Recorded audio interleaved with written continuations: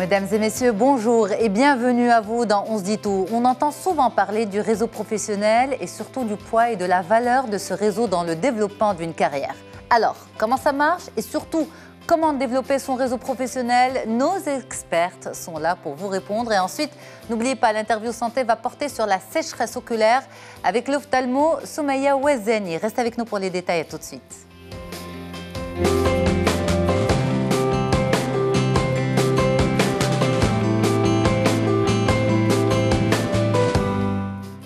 Un réseau professionnel, qu'est-ce que c'est? Surtout, à quoi ça sert? On en parle avec deux expertes. Amal Hihi, bonjour. Bonjour. Merci d'être là. Merci à vous. Vous êtes DG du groupe Shine, conférencière et coach international. Et Nawal Bakri, bonjour. Bonjour. Vous êtes consultante experte en employabilité et entrepreneuriat des jeunes. Mesdames, merci beaucoup d'être là. Alors, on commence par quoi? On commence par une définition, une présentation du réseau professionnel. C'est quoi le réseau, Amal Hihi? Le réseau professionnel, c'est les contacts qu'on va développer tout au long de notre carrière, le contact de personnes qui peuvent par la suite nous permettre de rebondir en termes de carrière. C'est-à-dire qu'aujourd'hui, on ne peut plus, quelle que soit l'expertise qu'on peut avoir, sans réseau, on ne peut pas avancer, on ne peut pas se développer. Parce que ça crée des liens d'abord. Ça peut être un réseau professionnel qui exerce la même profession que nous, donc ça peut être dans le même secteur d'activité, et donc ça permet l'échange, ça permet justement de benchmarker, ça permet de modéliser. Ça peut être aussi un réseau professionnel différent, soit de clients, soit de prestataires, soit de fournisseurs, mais ça permet justement à tout un chacun, qu'il soit salarié ou qu'il soit entrepreneur, de pouvoir créer des liens et se développer. Donc c'est ça le réseau professionnel. C'est ce qu'on appelait avant le carnet d'adresses? Plus ou moins. On peut appeler ça aussi une base de données. Ouais.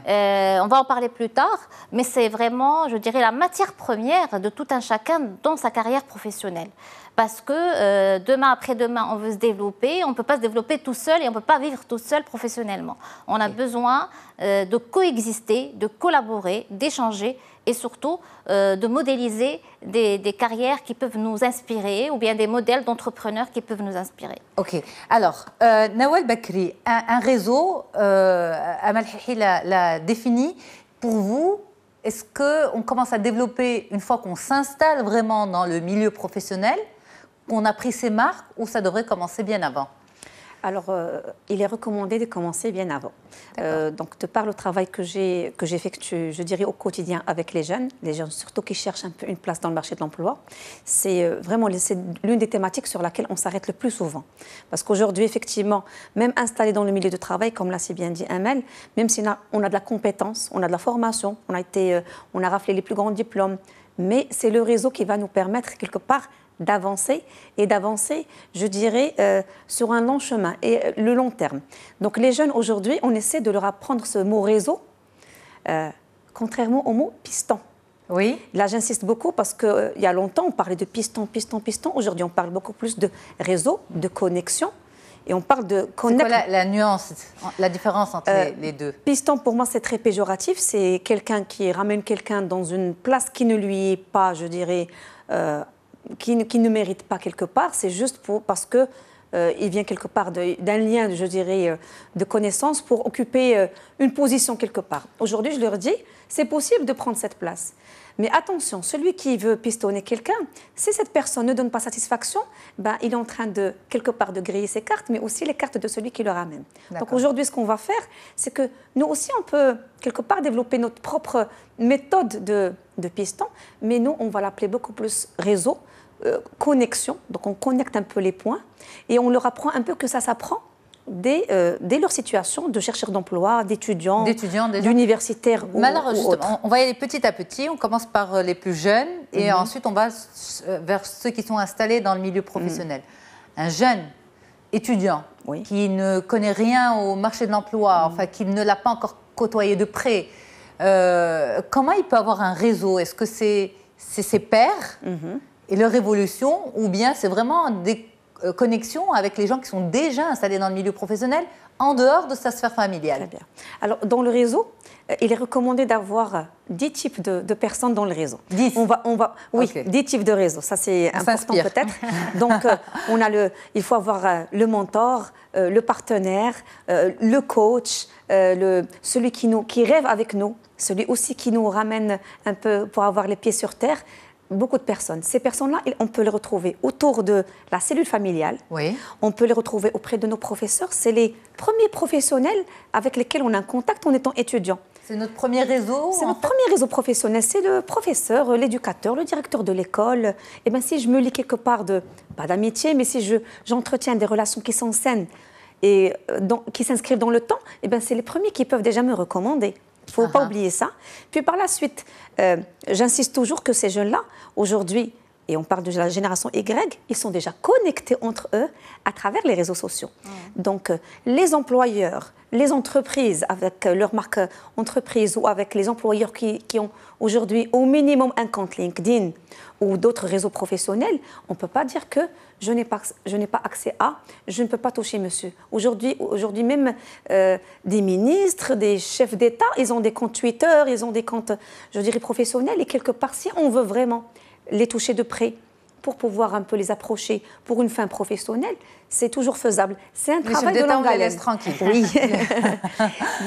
Donc, c'est un travail de longue haleine. Comme les jeunes arrivent à suivre des artistes, des athlètes, des sportifs, des footballeurs, qui sont quelque part des idoles pour ces millennials, on peut aussi faire la même chose auprès de chefs d'entreprise, auprès de DRH. Il suffit juste d'avoir la volonté et d'emprunter le bon canal et puis d'entretenir cette relation avec ce futur ou ce potentiel employeur. Donc c'est possible. C'est possible. Vous avez utilisé 2 termes clés et on va dire que ce sont les piliers. Vous avez dit volonté et bon canal.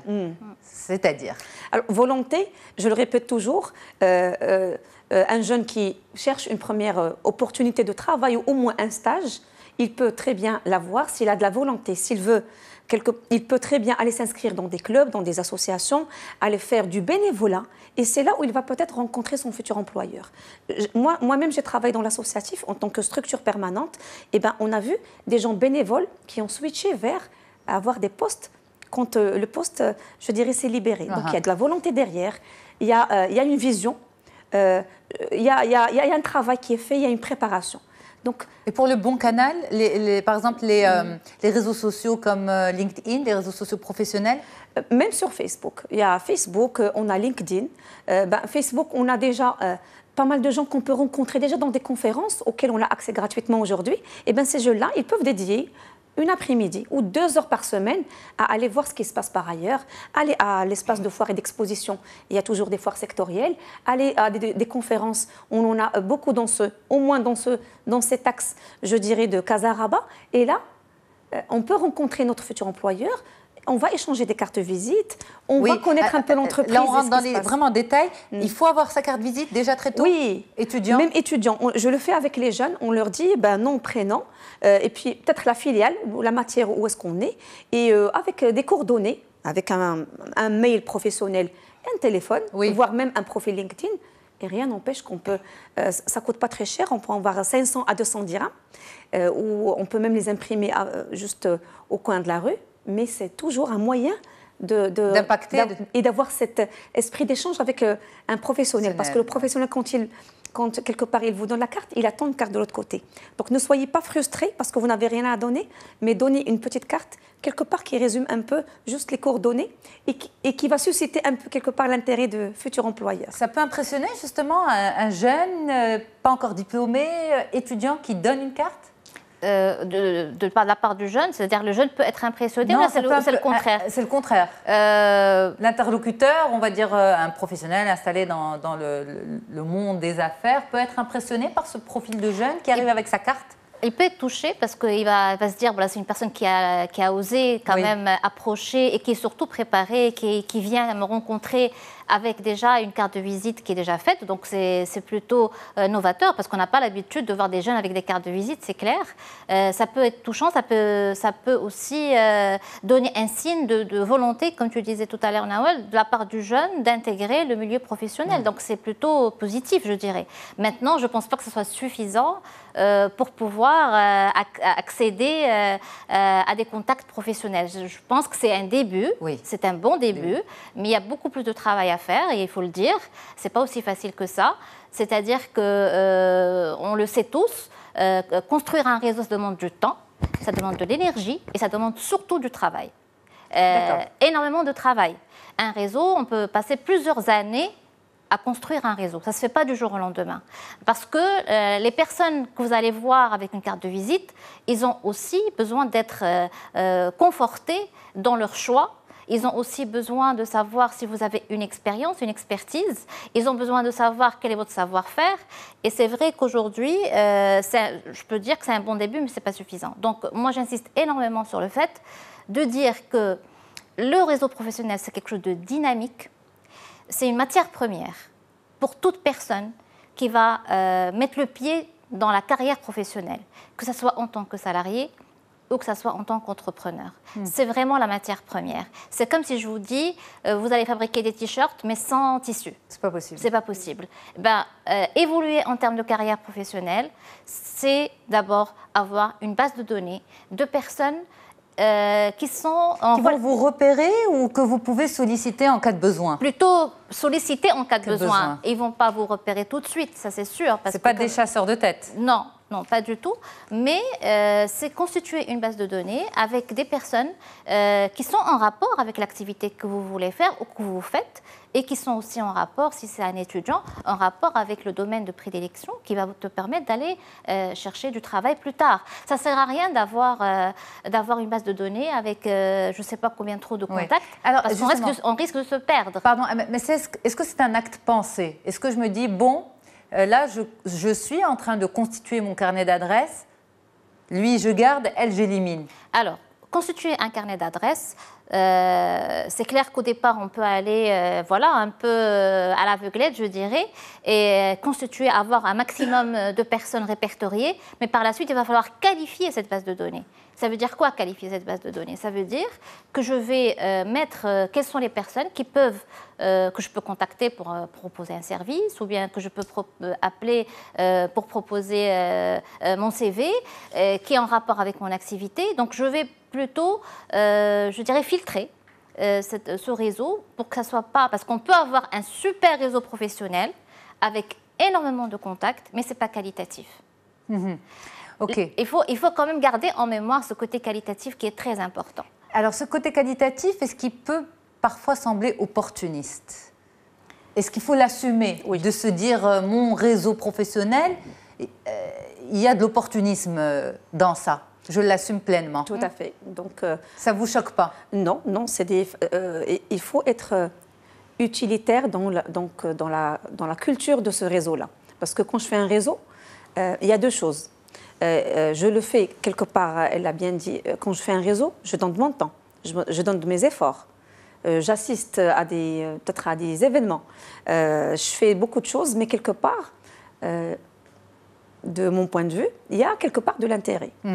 Soit je travaille sur mon image, soit je veux me faire repérer, soit peut-être j'ai dans ma tête un secteur bien donné, un poste bien donné, et je veux savoir connaître un peu plus, avoir une image 360 sur le secteur, auquel cas je vais assister à des conférences, participer à des activités et autres. Ça, je pars du point de vue d'un jeune, encore une fois. Donc, mais même d'une personne installée dans le milieu professionnel. C'est plus relevé quand on est installé, parce qu'aujourd'hui, on est installé dans un poste X, demain, on est amené à bouger, à épouser quelque part la mutation de l'entreprise. Donc, on a intérêt à préparer le futur. On le prépare aussi. C'est une erreur qui est commise par beaucoup de professionnels. C'est-à-dire qu'il y a beaucoup de personnes qui sont déjà installées en poste, et au fait, ils ne pensent pas du tout à développer leur réseau professionnel, et ils le font sauf à la dernière minute, quand ils se trouvent confrontés à une difficulté de transition de carrière. Je fais quoi? Qu'est-ce que je fais quoi? Je peux contacter qui? Et à ce moment-là, qui sont mes relations? Quelles sont mes relations? Mais là, on n'a pas été en préparation, on n'a pas été en anticipation. Parce qu'une carrière, ça bouge énormément, de plus en plus d'ailleurs.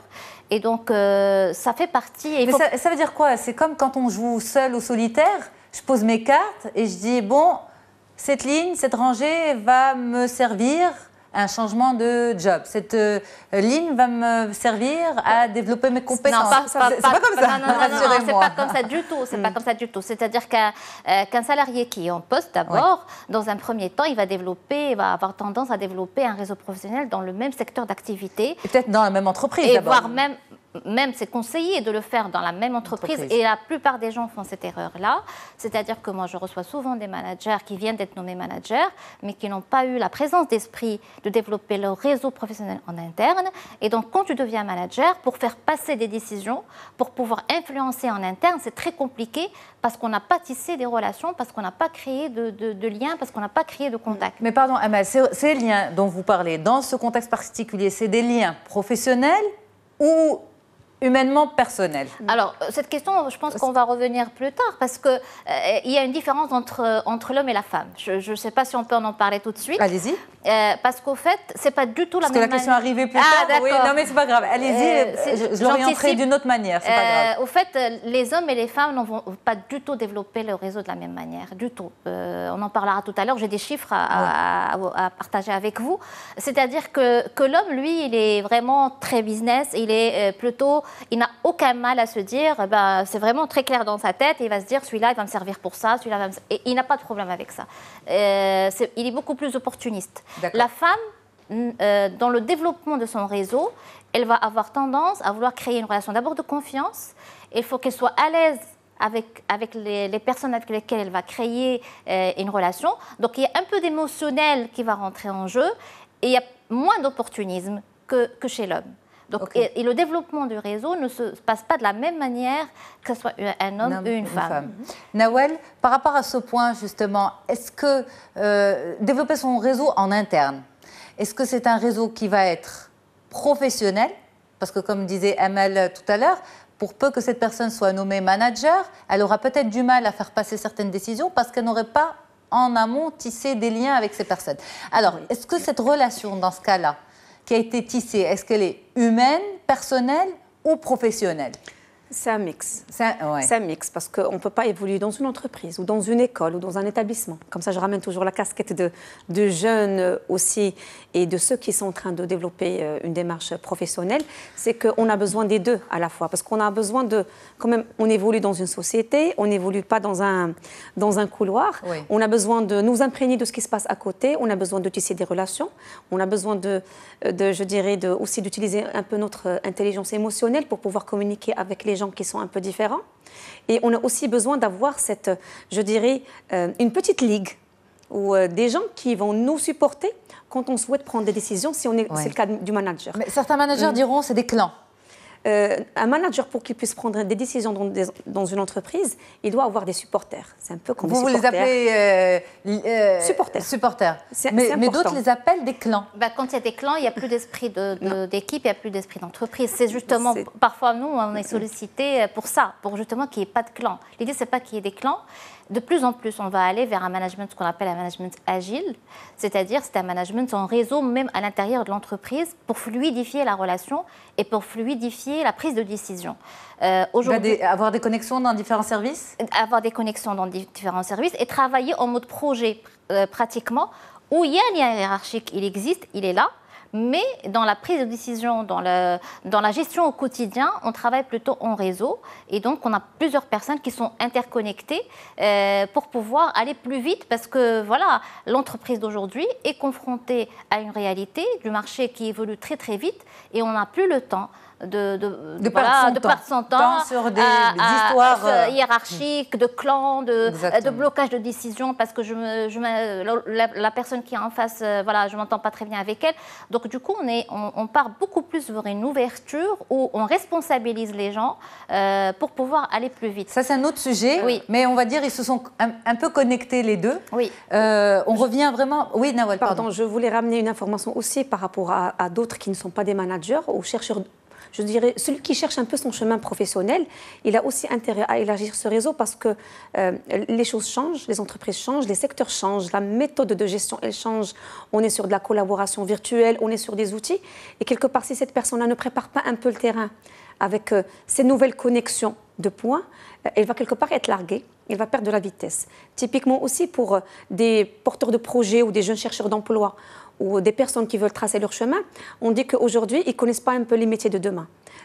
Tout peut changer, tout peut arriver. Et qu'aujourd'hui, parmi les capacités qu'ils doivent apprendre, c'est cette capacité aussi de développer, de se marketer, mais aussi de se vendre, de développer le réseau dans le sens où toutes les mutations qu'on connaît aujourd'hui sur les secteurs d'activité, les entreprises qui poussent, les entreprises qui ferment, l'information économique qui des fois elle manque à cette personne qui veut tracer son chemin, elle peut la retrouver à travers le réseau parce qu'elle va trouver la personne qui est spécialiste dans le secteur X, secteur Y, la personne qui est toujours au courant du dernier buzz. Donc on a besoin de compiler cette information et tout le temps. C'est un travail au quotidien. Travail dynamique. Travail dynamique en parallèle de sa journée professionnelle. Tout à fait. Oui, en parallèle de sa journée professionnelle. Tout à fait. On a bien un petit moment pour aller scruter un peu notre page Facebook ou aller voir un peu ce qui se passe du côté de notre réseau LinkedIn. On peut toujours aller vers ces personnes-là qui peuvent ne pas me connaître. Parce que moi, personnellement, sur des métiers, sur des expériences professionnelles, j'ai quelques têtes que je suis sur LinkedIn parce que je sais qu'ils sont porteurs, ils sont leaders de cette matière ou de cette connaissance. Et donc, ils ne me connaissent pas, mais moi, on s'appelle les followers. Et c'est là où j'ai l'information que je peux transformer par la suite pour l'utiliser dans mon travail au quotidien. Mais par exemple, pour ces personnes, comment vous allez les contacter le jour où vous en aurez besoin? Comment vous vous présenterez? Comment vous allez expliciter votre demande? Ça, on va un peu travailler sur du coaching. Il y a la loi de l'attraction sur laquelle on va travailler, c'est que si je veux vraiment cette personne-là, eh ben, on la suit, je dirais professionnellement, gentiment, effectivement. On ne va pas être dans le tracking, mais si vraiment on a besoin que d'une personne, on pourra toujours la suivre dans des conférences, dans des débats, la suivre dans des émissions télé. Qu'est-ce qu'elle pense? Quel est son point de vue? Elle représente quelle administration ou quelle entreprise? Quel est son point de vue? Est-ce que mes valeurs concorde avec ses valeurs? Et c'est là où je me dis, cette personne, c'est une personne ressource pour moi. Et là, rien n'empêche qu'on peut prendre le téléphone, puisqu'on a fait cette petite investigation auparavant, d'aller lui demander de l'information. Aujourd'hui, on trouve qu'il y a énormément de professionnels qui vont dans des initiatives bénévoles et citoyennes et sociétales. C'est vraiment un grand champ où le jeune ou celui qui veut vraiment percer dans le milieu professionnel, il peut trouver ces personnes-là et sont exposées. Et ces personnes sont exposées, elles viennent, je dirais en toute générosité, partager leur savoir-faire. Donc, il faut juste savoir où est-ce qu'elles sont.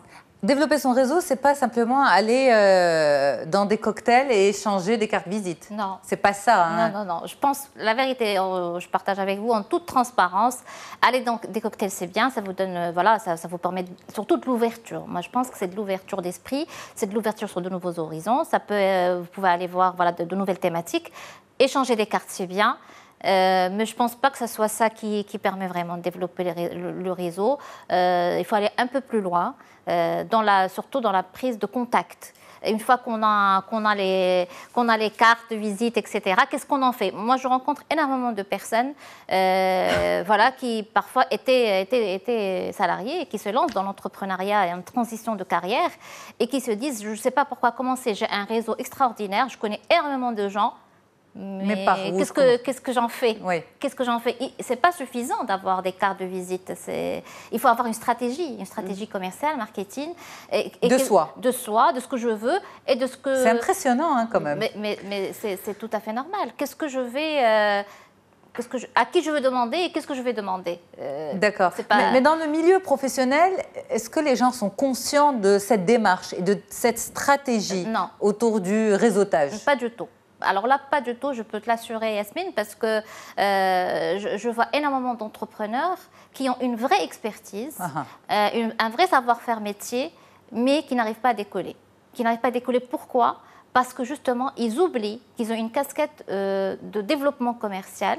Ils oublient de relations publiques. De développer son réseau, de voir de quelle manière on peut justement offrir des prestations. Parce qu'il faut aller un peu plus loin, il faut prendre son téléphone, prendre le risque de se faire rejeter. C'est possible? Avoir un réseau, ce n'est pas forcément la porte d'entrée ouverte grandement. Pas du tout. C'est-à-dire, ça demande, c'est pour ça que je disais tout à l'heure, au tout début, ça demande du travail. C'est pas fini. Et justement, vous l'avez dit, il y a un point qui est très important, la prise de contact est très très importante. Il ne suffit pas d'avoir un nombre important de cartes visite, il faut que ce soit bien ciblé. On va revenir en deuxième partie sur ce point et puis pour voir aussi si développer son réseau, c'est avant tout une histoire d'hommes avec ses histoires de clubs et tout ça. Ouais. Allez, on reste sur Médiane TV et on revient pour la suite, sans oublier aussi l'interview santé consacrée à la sécheresse oculaire. À tout de suite. Allez, de retour pour ce sujet vraiment qui renfermait énormément de secrets pour beaucoup de personnes. Le réseau professionnel, on a l'impression que c'est un simple processus d'échange de cartes visite, de rencontres autour d'un café, d'un verre de thé, d'un cocktail. Eh bien, pas du tout, ça va beaucoup plus loin. C'est une stratégie qui doit être bien étudiée, bien ficelée par les personnes. Pourquoi? Pour élargir les horizons professionnels. Le réseau professionnel, à quoi ça sert et surtout comment le développer. On en parle avec deux grands noms, Amal Hihi et Nawal Bakri. Alors Amal Hihi, vous disiez la prise de contact est importante.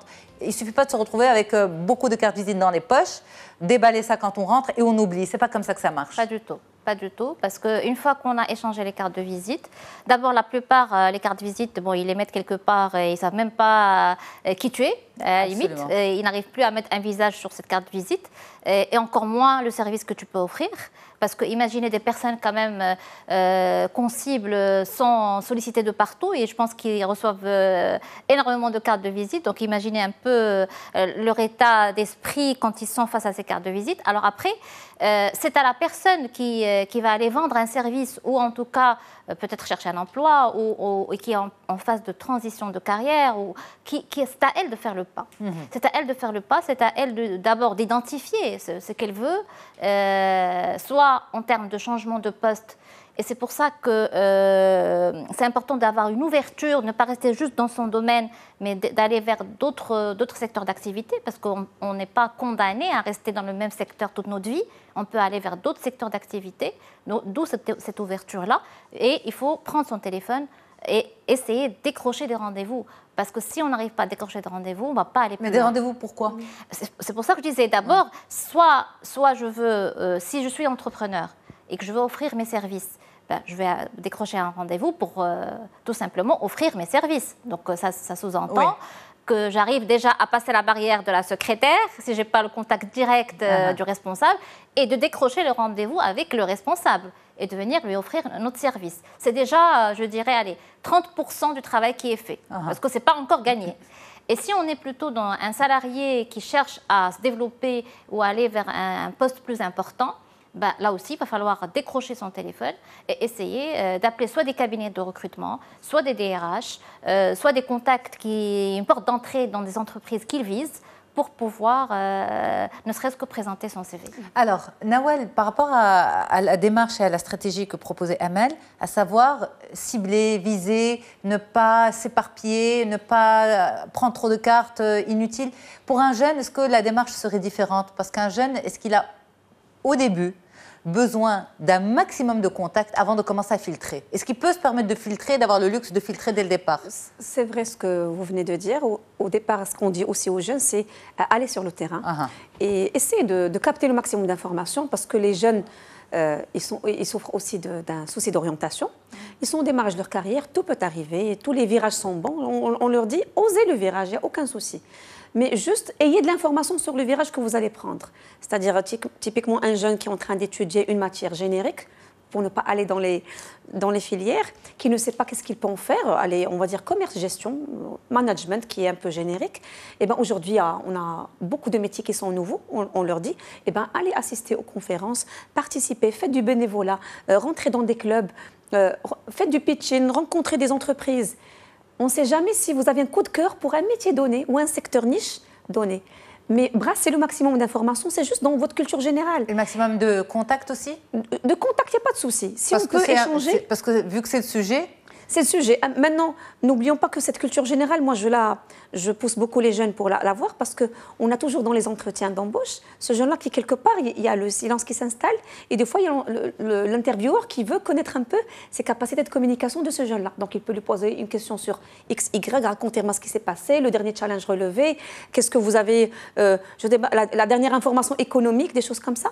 Et là, le jeune, il peut avoir de la matière, du contenu, sur lequel il peut bien se développer parce qu'il a assisté à un événement, il a reçu un prix, ou au moins il a co-organisé quelque chose avec ses amis, ça peut même être un match. Et là, il se dit, ces personnes-là, ce jeune-là, il sort de le cadre classique d'éducation et il gère son temps et il donne aux autres.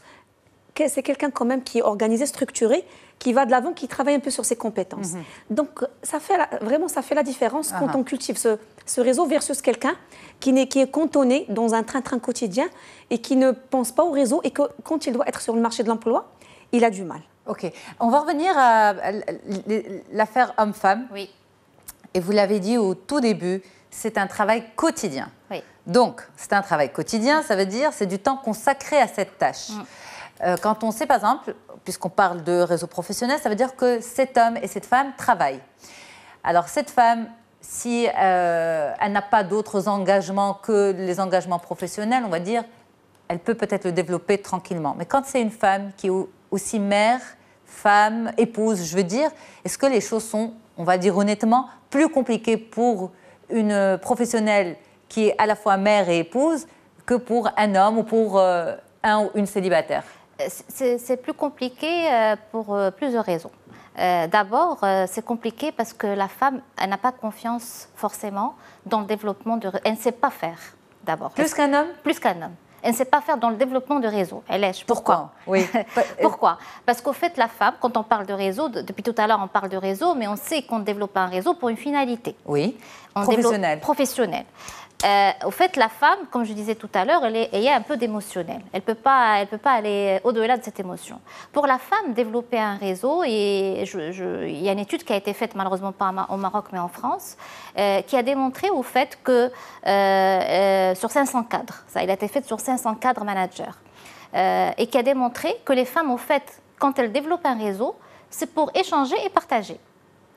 Elle fait ça pour échanger et partager. Regarde la finalité pour du le plaisir d'échanger, pour le plaisir d'échanger et de partager beaucoup plus que faire du business. L'opportunité de quelque chose. L'opportunité de. Et pour les hommes, bien au contraire, pour développer un réseau, c'est pour offrir des services. Donc déjà, la finalité n'est pas du tout la même. Oui. Vous voyez un peu la différence? On est constitué différemment. Différemment. Déjà ça. Donc au fait, l'étude a montré, c'est une étude qui a été faite par HEC et Ipsos, et donc ils ont démontré qu'en moyenne, les femmes ont 40 contacts qualifiés, je dirais de qualité, face aux hommes qui ont 75 contacts qualifiés. Okay. Donc regardez la différence. Puis par la pratiquement suite, le double. Pratiquement le double. Et puis que les femmes, dans ces contacts-là, elles estiment que la qualité en termes de business, c'est uniquement 29%. Pour l'homme, il estime que dans ces contacts-là, il y a 49% qui sont très bons pour pouvoir développer du business. Donc, on est pratiquement au double. C'est vraiment un mindset, c'est une manière d'approcher le réseautage. Et puis aussi, c'est, comme tu l'as dit, Yasmine, un homme, il va aller dans un club. C'est beaucoup plus facile pour un homme de développer du business que pour une femme. Déjà, de point de vue sociétal, culturel, encore plus chez nous, de point de vue sociétal, de point de vue culturel, de point de vue disponibilité. Et donc, du coup, la femme se trouve un petit peu ligotée dans les possibilités de développement de son réseau. Soit elle va le faire à travers des associations. Et dans la possibilité, peut-être, par ricochet, de développement professionnel. Professionnel. Donc elle est limitée déjà par elle-même. Par elle-même et par la finalité, par la manière avec laquelle elle approche le réseau. Et puis, elle est limitée aussi par les opportunités qu'elle peut avoir pour développer son propre réseau. Donc, c'est quand même assez édifiant et assez parlant, ces statistiques-là. Donc, du coup, les femmes, ce que je reprends, c'est qu'elles disent qu'elles ne savent pas faire aussi. Elles ne savent pas faire comment développer leur business à travers le réseau. Alors, oui, Nawal, pardon. J'ai un complément d'information. Bien sûr. Ce qu'elle dit est vrai. Et donc, les choses ont changé, quand même. En 2010... non, 2010, ça fait déjà plus de 10 ans. Il n'existait aucune association de femmes entrepreneurs. Ça fait 7 ans. Non, un peu avant. Donc, au fait, on a vu en 2000 la création de la première association de femmes entrepreneurs du Royaume. Donc, avant, on n'en parlait Maroc, pas. Oui. Et d'ailleurs, même quand elle a été créée, quelque part, il y avait de la polémique. Pourquoi est-ce que les femmes entrepreneurs veulent se rencontrer et veulent se retrouver? Pourquoi? Et je connais d'autres associations qui avaient des sons de cloche très négatifs, dans le sens où c'est pas fait pour vous, ça. D'accord. Pourquoi? Donc aujourd'hui, on a 4 ou 5 réseaux professionnels de femmes entrepreneurs. Ça montre que ça change, qu'ils font beaucoup de choses, du B2B, des rencontres débats, du business aussi. Maintenant, moi, j'ai aussi la chance de travailler avec des femmes qui sont analphabètes, qui veulent aussi faire beaucoup de choses dans le cadre de coopératives, d'associations, au fin fond du royaume. Les choses changent vous savez, la coopérative, elle existe depuis très très longtemps au Maroc, et c'était le lieu où, quelque part, la femme s'extériorisait, pour parler un peu, mais elle partageait juste son quotidien, sa vie de tous les jours. Mais à côté, il y a un peu d'autonomisation, je dirais, économique à côté. Donc, ces réseaux-là, ils se sont développés largement, pour être positif. Donc la coopérative, c'est un réseau. La coopérative, c'est un réseau. D'ailleurs, quand on part un peu les accompagner, les former, elle nous dit, déjà le fait de sortir du matin jusqu'à peut-être 13h, 14h, ça me fait beaucoup de bien, j'ai envie de parler. Et je dirais aussi que, quelque part, on n'a pas envie forcément de ressembler au modèle homme, parce que c'est nous, quand même, les femmes, qui sommes le filet social. Pas profiter du modèle homme, mais de profiter des mêmes avantages que le modèle homme. On n'a pas envie d'avoir moins de... Vous imaginez gagner moins en termes de... Allez, vous imaginez que si on dédie autant peut-être de temps que l'homme au réseau, au cocktail, aux associations, quid de notre vie sociale, quid de toute la responsabilité sociale que nous avons sur nous. Donc, quelque part, nous sommes en train de chercher l'équilibre. On a avancé sur le pas du réseautage professionnel, mais nous sommes le filet social du pays. C'est nous qui permettons cette cohésion, cette présence aussi au niveau de la famille, au niveau de la communauté. Il ne faut pas oublier. Vous êtes d'accord, on enlève le rôle complètement à la femme. À la femme. Il faut qu'il y ait un peu des deux. Mais on ne dit pas aux femmes de délaisser leur maison, de délaisser leurs enfants. De tout délaisser, de construire un réseau professionnel. C'est pas du tout ça c'est le risque à gérer. C'est le risque à gérer. Oui. Vous en pensez quoi, Amal? Oui. Une femme qui réussit donc à bien constituer son réseau professionnel, est-ce que c'est une femme qui délaisse un peu Pas du tout. sa famille? On peut mener plusieurs... Vous avez dit c'est un risque. C'est un risque à gérer. C'est pour ça que je reviens sur un mot que j'ai dit tout à l'heure, qui est la qualité du réseau. C'est très, très important. C'est-à-dire que c'est pour ça qu'il faut être stratégique. C'est le mot à dire. Hein. C'est-à-dire que en fonction de là où j'en suis au niveau de ma carrière, moi je parle plus carrière et manager parce que c'est ce que je fréquente aujourd'hui tous les jours. Plus on va avancer en termes de responsabilité, en termes de management, plus on va avoir besoin justement de ce réseau-là. C'est indéniable. Maintenant, ce réseau, il est très important qu'il soit qualitatif en fonction de là où j'ai envie d'aller. Oui. Et c'est pour ça que c'est important de se remettre en question tout au long de notre carrière, de voir, OK, comment je me vois me développer pour les années à venir et commencer à constituer ces réseaux qualitatifs. Donc, quand on se dit, voilà, qualitatif, ça ne va pas demander autant de temps que je vais aller... ciblé, c'est très ciblé. Je vais aller dans les endroits qui sont en relation avec ce que j'ai envie de faire. Je vais aller... Ça fait partie d'un plan de carrière, d'un plan de développement professionnel. Ça fait partie d'un plan de carrière, d'un plan de développement professionnel. Et on peut parfaitement intégrer des événements qui sont en relation avec ce que j'ai envie de faire dans ma vie. C'est comme si j'avais une réunion qui traînait un peu plus au boulot. À la place... Tu ne vas pas aller tous les jours à un cocktail, à une conférence. C'est vraiment... Je dirais, tu vas l'intégrer dans ta planification. Ça fait partie de tout ce qu'on peut faire comme... En un petit mot, Nawal. Je voulais juste peut-être éclaircir la situation pour ne pas me faire mal comprendre. Je pense que la femme, quelque part, elle doit faire un peu plus le travail sur ce réseau-là, le qualifier encore plus pour gérer encore mieux son temps, parce qu'elle est rattrapée par d'autres obligations. Effectivement. Agréable. Mieux elle qualifierait, mieux elle ciblerait ce réseau. Merci beaucoup, mesdames. Merci vraiment pour ce sujet. Vous l'avez bien développé, décrypté pour nous. Amal Hihi, DG de Shine Group et conférencière, coach international, et Nawal Bekri, consultante experte en employabilité et entrepreneuriat des jeunes. Moi, je reste avec vous sur Médiane TV pour l'interview santé. À tout de suite.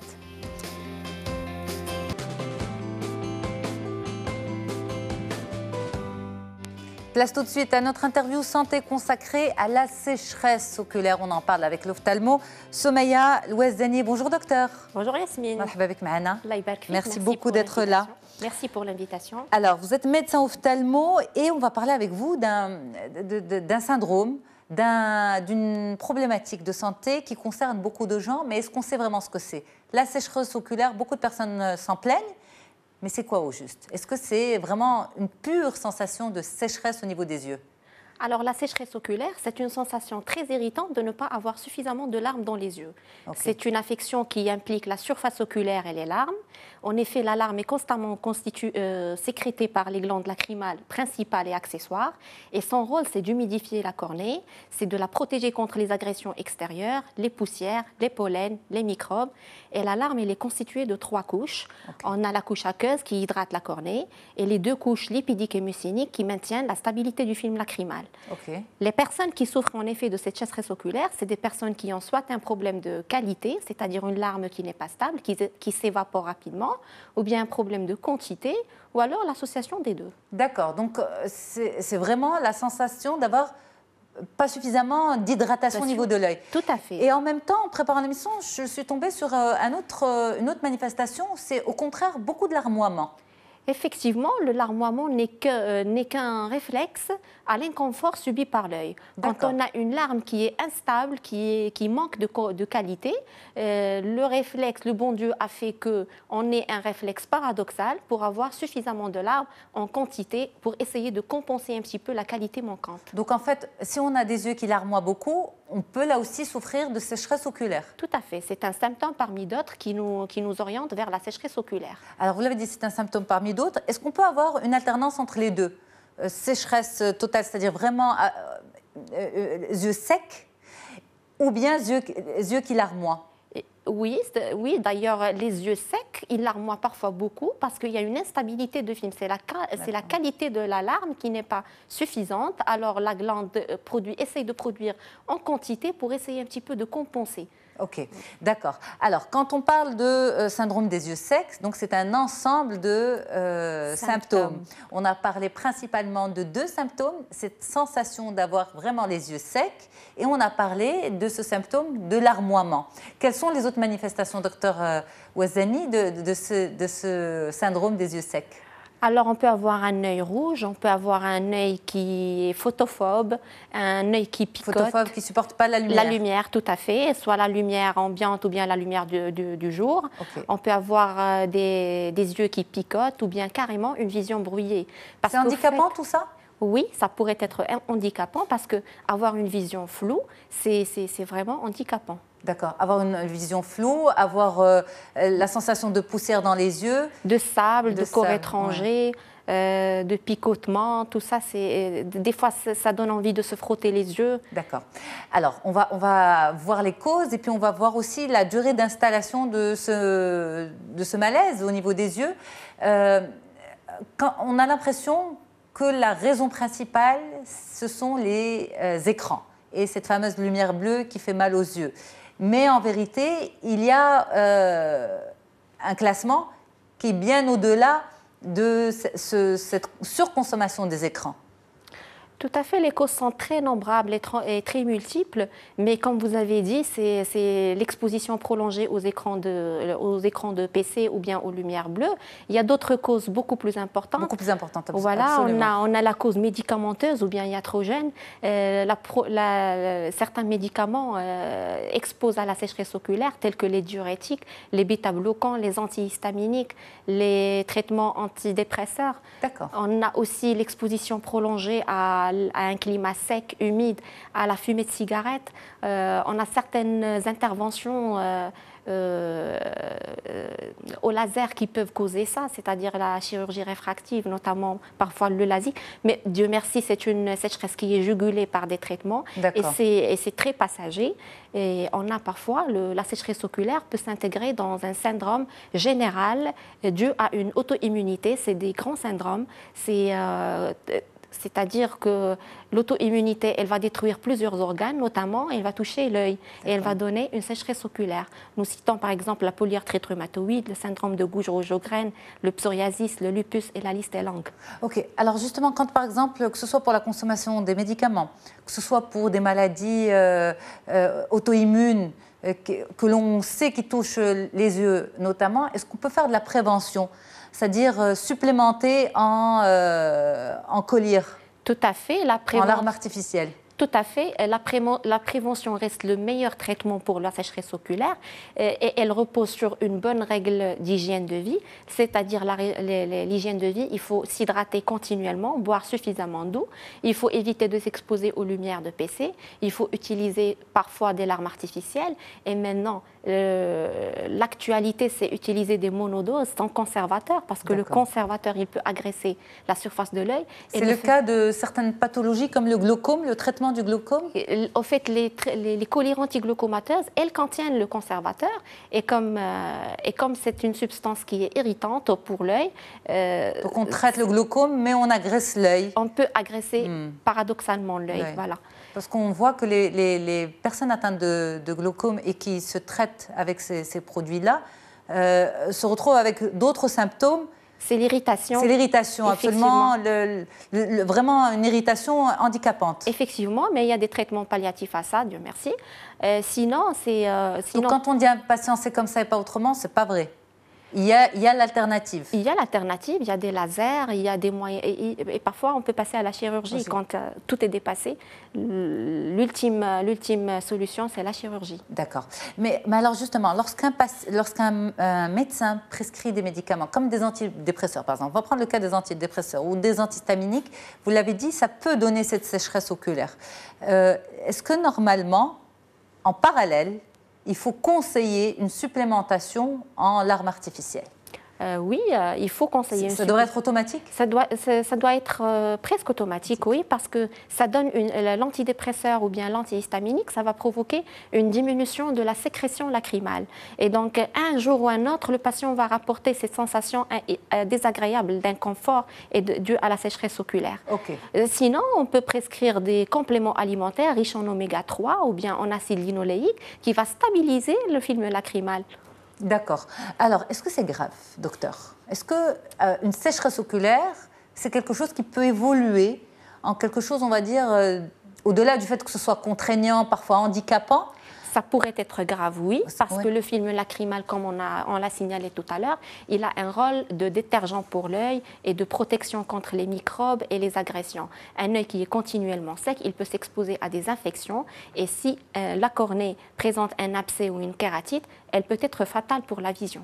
D'accord, alors que ça aurait pu être évité. Ça aurait pu, voilà, tout à fait. Ça aurait pu être évité s'il y avait eu une bonne supplémentation. Une bonne supplémentation, ou bien, moi je conseille aux gens d'aller vers un spécialiste parce que toujours, ce n'est pas la supplémentation qui suffira ou bien qui suffirait pour traiter la sécheresse oculaire. Parfois, il faut creuser plus profondément pour trouver l'étiologie de cette sécheresse ou bien la cause de cette sécheresse et traiter en fonction de la cause. C'est un symptôme plus qu'une maladie?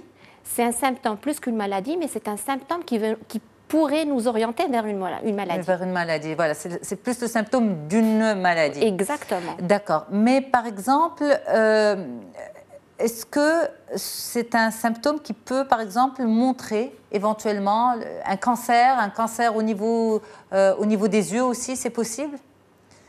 Au fait, des études ont rapporté qu'il y a des cancers qui peuvent donner ça, le cas des leucémies, des pathologies graves, parce que tout s'intègre dans des mécanismes de sécrétion. Il y a tout un... Pourquoi je vous pose la question? Parce que, bon, je ne veux pas bien sûr alarmer les téléspectateurs, mais parce qu'on a tendance beaucoup à faire de l'automédication pour une sécheresse oculaire. On se dit, oui, bon, j'ai beaucoup travaillé sur l'ordinateur ces jours-ci, mes yeux me piquent, je vais m'aider par des larmes artificielles. Bien sûr, ça ne veut pas dire que toute sécheresse oculaire cache une pathologie grave, mais attention, n'abusez pas d'automédication. Exactement, si ça ne se soulage pas via des larmes artificielles ou des traitements de première ligne, n'hésitez pas à aller vers un spécialiste pour un petit peu piocher et creuser à la recherche de quelque chose qui est plus sérieux. D'accord. Le cas du diabète aussi, la personne diabétique, est-ce que c'est une personne plus à risque? Elle est très exposée à la sécheresse oculaire, tout à fait, parce qu'il y a une diminution de la sécrétion de la phase aqueuse du film lacrymal. Merci beaucoup, docteur Soumaïa El-Ouazzani, pour toutes ces explications. Vous avez fait le déplacement pour nous depuis Fès et au plaisir de vous retrouver prochainement. Merci pour vous, Yasmine. À très bientôt, Inch'Allah. Au revoir, merci. Au revoir. Quant à moi, je vous remercie pour votre fidélité sur Médiane TV, sur mediantv.com. Au revoir et à bientôt.